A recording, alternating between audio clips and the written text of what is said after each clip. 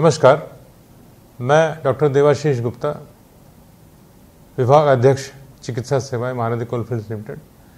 आज आपके लिए एक बुलेटिन लाया हूँ, एक स्पेशल बुलेटिन। आज इस दौर में जब कोविड-19 या कोरोना महामारी सभी देशों में व्याप चुकी है और हिंदुस्तान में भी बुरी तरह से व्याप चुकी है, हर दिन 90,000 से अधिक मरीज इसके पाए जाते हैं, पॉजिटिव पेशेंट्स। हर दिन करीब 1000 से 1100 लोगों की मृत्यु हो जा रही है।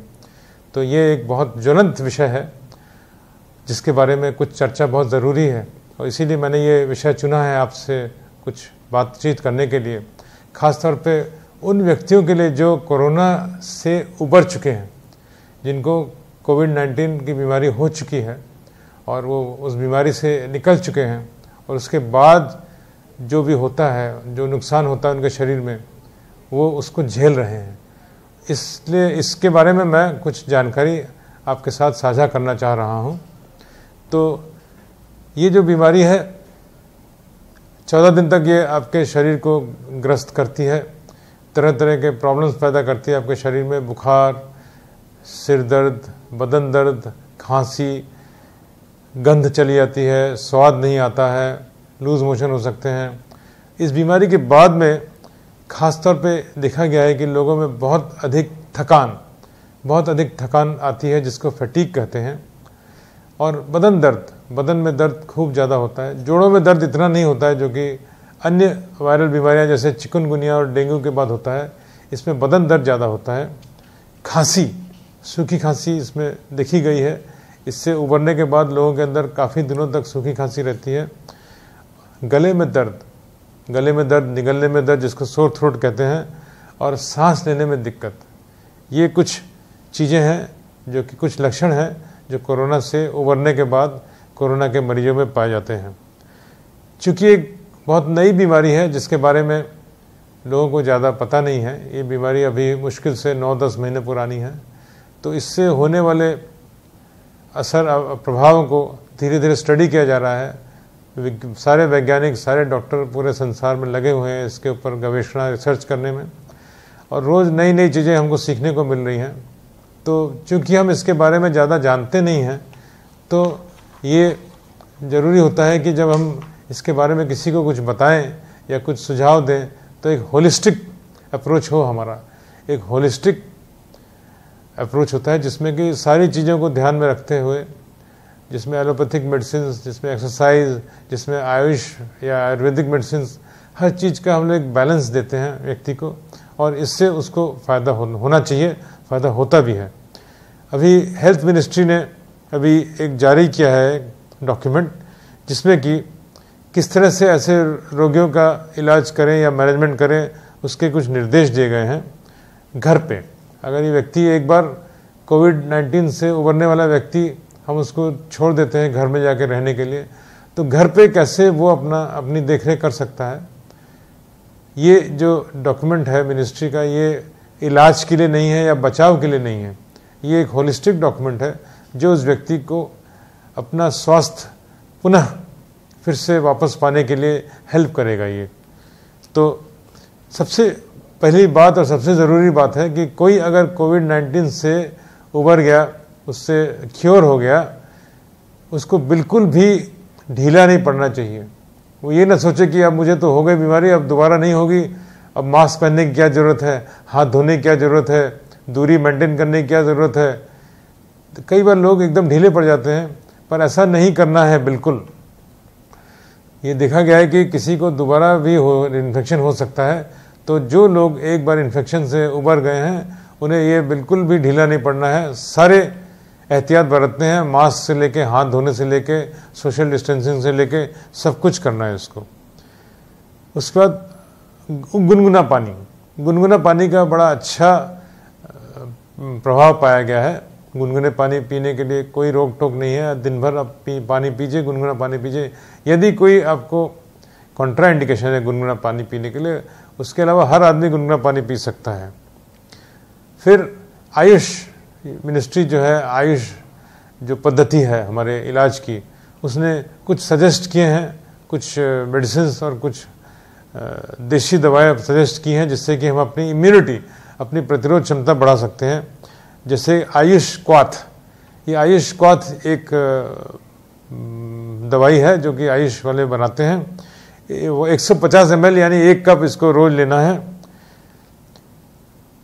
एक समशमनिवटी जो है 500 मिलीग्राम की, ये दिन में 2 बार लेनी है, 1 ग्राम। या गिलोय का पाउडर, गिलोय का पाउडर सब जानते हैं, गिलोय एक बड़ी अच्छी चीज़ है जो कि इम्यूनिटी बढ़ाती है। 1 से 3 ग्राम थोड़े गुनगुने पानी में 15 दिन तक लेना है। अश्वगंधा 500 मिलीग्राम की 2 गोलियां दिन में लेनी है, या अश्वगंधा पाउडर 1 से 3 ग्राम गुनगुने पानी में लेना है। आंवला, 1 आंवला रोज खाना है, या आंवले का पाउडर 1 से 3 ग्राम रोज लेना है। यदि खांसी है, सूखी खांसी है, तो मुलेठी का पाउडर 1 से 3 ग्राम हल्के गुनगुने पानी में दिन में 2 बार लेना है। और हल्दी मिला के, आधी चम्मच हल्दी गुनगुने दूध में मिला के रोज लेना है, या तो सुबह या शाम। और गरारा करना है, गुनगुने पानी में नमक और हल्दी डाल के गरारा करना है, गार्गलिंग करना है। और आयुष मिनिस्ट्री कहती है कि रोज सुबह गुनगुने दूध या पानी के साथ 5 ग्राम च्यवनप्राश खाएं। च्यवनप्राश भी बहुत अच्छा है आपको इम्यूनिटी बढ़ाने के लिए, और आपको आपके सेहत को फिर से वापस लाने के लिए बहुत ज़रूरी है।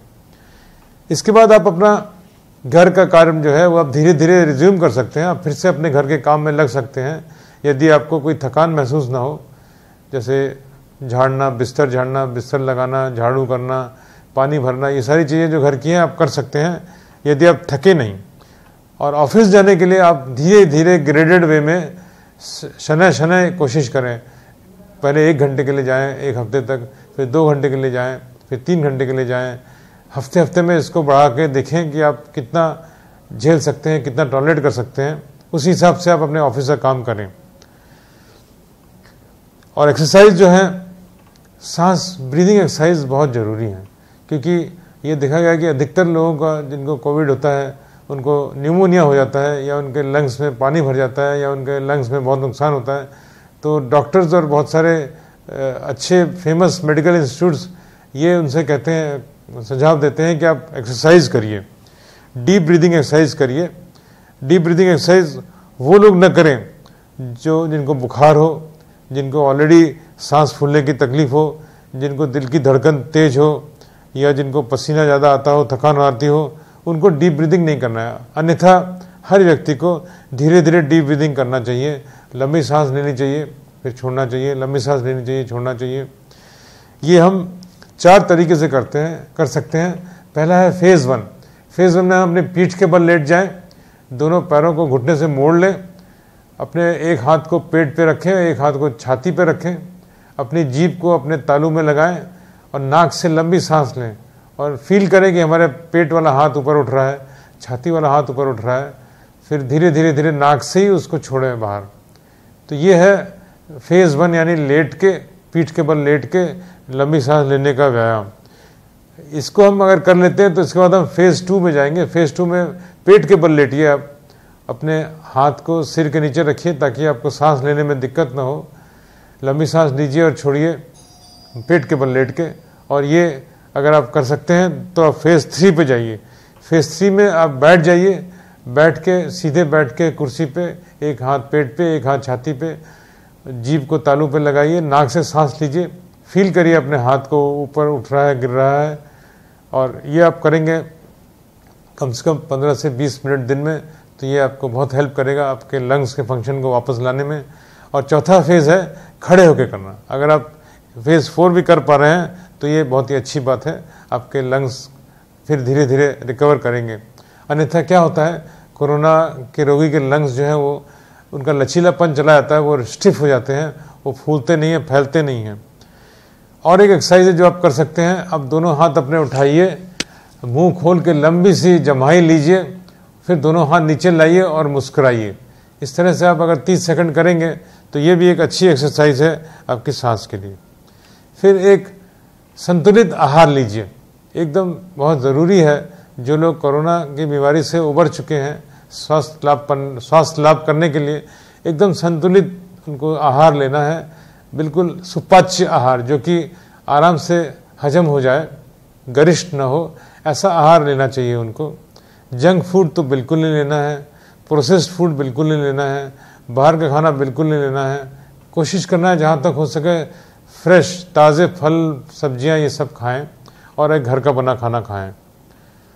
नींद बहुत ज़रूरी है, बहुत ज़रूरी है कि व्यक्ति को नींद मिले। नींद जो है आपके लिए बहुत बहुत फ़ायदे की चीज़ है। आपके जो शरीर में डेली वेयर एंड टियर होता है, जो आपका शरीर में नुकसान होता है हर दिन, वो मेकअप होता है जब आप सोते हैं। तो 6 से 8 घंटे की नींद बहुत ज़रूरी है। और रेस्ट, अपनी थकान अगर हो तो आप आराम करिए। बिल्कुल स्मोकिंग और अल्कोहल अवॉइड करिए जहाँ तक हो सकता है। अल्कोहल थोड़ा बहुत चलेगा लेकिन स्मोकिंग बिल्कुल अवॉइड करनी है। अपनी दवाइयाँ बिल्कुल लेते रहिए, बिल्कुल दवाइयाँ लेने में कोई भी लापरवाही मत करिए, क्योंकि दवाइयाँ बहुत ज़रूरी है आपके लिए, आपको हेल्दी रखने के लिए। फिर अपने घर में कुछ अपनी मॉनिटरिंग के लिए, अपने स्वास्थ्य को हमेशा कंट्रोल में रखने के लिए कुछ चीज़ें रखना बहुत ज़रूरी है। जैसे कि मैंने आपको बताया है ऑक्सीमीटर, ये छोटा सा उपकरण है जो कि आपके उंगली में लगा के आप जान सकते हैं कि आपका ऑक्सीजन कितना है। ग्लूकोमीटर यानी आपके ब्लड शुगर नापने वाला यंत्र, ब्लड प्रेशर की मशीन और एक थर्मामीटर, ये 4 चीज़ें आप घर में रखिए। रोज़ अपना टेम्परेचर देखिए, अपना ऑक्सीजन देखिए, अपना शुगर देखिए। और जैसे आपका टेम्परेचर बढ़े या कोई आपकी ऑक्सीजन में कोई गड़बड़ी आ रही है तो तुरंत नियरेस्ट अपने डॉक्टर को या अपने हॉस्पिटल को संपर्क में लाइए। अगर खांसी है, गले में दर्द है तो भाप लीजिए। आजकल ये भाप लेने वाली मशीन भी मिल जाती है बाज़ार में, 150, 200, 250 रुपये की आती है। उसे पानी उबालिए और भाप लीजिए, दिन में 3 मिनट तक लीजिए, सुबह शाम। ये बहुत अच्छा है, आपके गले में बहुत आपको सूदिंग इफेक्ट होगा, आपकी नाक खुल जाएगी। तो भाप लीजिए। और हमेशा ये ध्यान रखिए कि आपका ऑक्सीजन कभी भी 95% से कम ना हो। अब ऐसे लोग जो कि इन बीमारी से उबर चुके हैं, वो अपने समाज में बहुत अच्छा काम कर सकते हैं। उनके साथ जो जो गुजरी है, जो बीती है, उन पे अपने संस्मरण जो है वो लोगों के साथ बांटें। किसी सोशल प्लेटफॉर्म में इनको पॉजिटिव चीज़ों को बांटें ताकि लोगों में डर न रहे इस बीमारी के बारे में। लोग उनसे काफ़ी हिम्मत लें कि ऐसा भाई ऐसे बीमारी में ये जो कहा जाता है ये सब नहीं होता है, हम लोग इस बीमारी से गुजर चुके हैं। आप लोग उससे सीखिए। जो हमारे पीयर्स हैं, जो हमारे स्पिरिचुअल टीचर्स हैं, जो ओपिनियन लीडर्स हैं, जो मोटिवेशनल स्पीकर्स हैं, उनसे भी अनुरोध है कि वो इस तरह के डिस्कशंस करें अपने इलेक्ट्रॉनिक मीडिया पे, जिससे कि लोगों के अंदर हिम्मत बढ़े, लोगों में इस बीमारी को झेलने की शक्ति आए। ग्रुप योगा भी करें, बहुत सारे लोगों के साथ मिलकर ग्रुप योगा मेडिटेशन के क्लासेस ज्वाइन करें। लेकिन ज़रूरी ये है कि आप सोशल डिस्टेंसिंग मेंटेन करें और मास्क को यूज़ करें। तो ये सारी चीज़ें जो हैं बहुत ज़रूरी हैं उन लोगों के लिए जो कि कोरोना से ग्रस्त थे और अब निकल चुके हैं कोरोना से। और कुछ मैं ज़्यादा बोलना चाहूँगा इसके बारे में कि कोरोना का तो लंग्स पे तो बुरा प्रभाव पड़ता ही है, कोरोना का ब्रेन पे और नर्वस सिस्टम पे भी बुरा प्रभाव पड़ता है। जैसे कि ऐसा लगता है कि आपके दिमाग में धुंध छा गई है, धुंधलापन आ गया आपके दिमाग में, उसको हम लोग बोलते हैं ब्रेन फॉग। मेमोरी पे इसका बुरा असर पड़ता है, आपकी याददाश्त गड़बड़ा जाती है, फिर आप बहुत सारे चीज़ें याद नहीं कर पाते हैं और कई बार आप लोगों के नाम भूल जाते हैं, कई बार आप चीज़ें भूल जाते हैं। तो इसके लिए जो चीज़ें बताई गई हैं कैसे आप इस सब से निपट सकते हैं, उसमें एक है कि जल्दबाजी मत करिए। अगर आप कोरोना से निकल चुके हैं, उबर चुके हैं, तो ये मत कोशिश करिए कि मैं जल्दी से जल्दी नॉर्मल हो जाऊं। समय को अपना टाइम दीजिए, समय धीरे धीरे सब चीज़ को हील करता है। आराम से आप रहिए, कोई हड़बड़ी मत करिए, आपकी याददाश्त सब कुछ चीज़ धीरे धीरे आपकी आ जाएगी वापस। ब्रेन एक्सरसाइज करिए, अपने ब्रेन को रोज़ किसी न किसी एक्सरसाइज में उलझाइए, जैसे कि कोई पजल हो, जैसे क्रॉसवर्ड हो, जैसे सुडोकू हो, ऐसे ब्रेन की एक्सरसाइजेस करिए। उससे क्या होगा कि आपकी ब्रेन की शक्ति, आपकी मेमोरी पावर, आपकी कंसंट्रेशन पावर जल्दी वापस आएगी। आप कुछ एक्सरसाइज करिए रोज़ अपने शरीर को स्वस्थ रखने के लिए, जैसे 30 सेकंड तक जंप करिए, फिर ब्रेक लीजिए, फिर पुशअप करिए, फिर स्क्वाट करिए, फिर प्लैंक्स करिए, गार्डनिंग करिए, घर में कुछ कुछ करते रहिए, वॉशिंग मशीन चलाइए, झाड़ू करिए, वैक्यूम क्लीनर चलाइए। इससे आपका दिन टाइम भी कटेगा और आपकी छोटी मोटी एक्सरसाइज भी हो जाएगी।